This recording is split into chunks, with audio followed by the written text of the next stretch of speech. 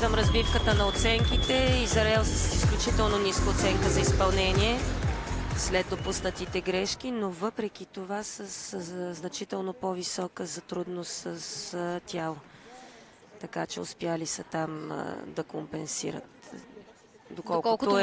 Доколкото може да се използва този израз в случая.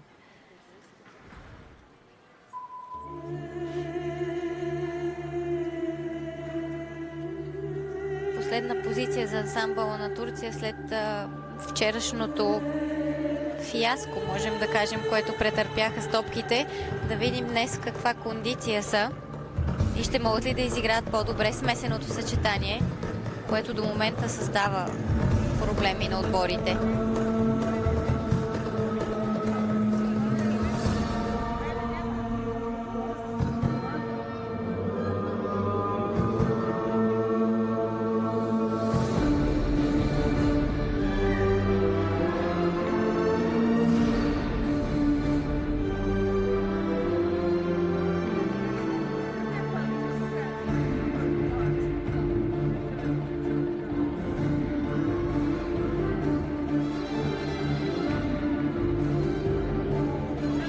Закачи се в препятствието.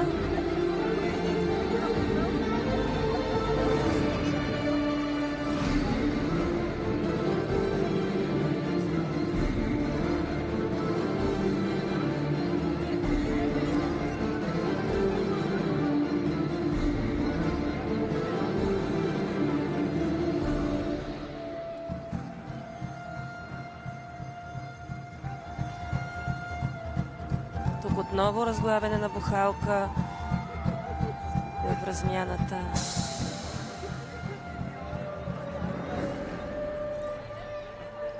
Много интересно изхвърляне на два уреда.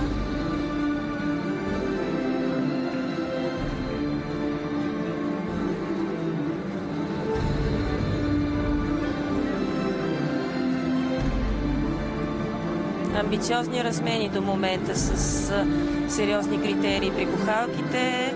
Едно страхотно спасяване тук на размяната на единия обръч.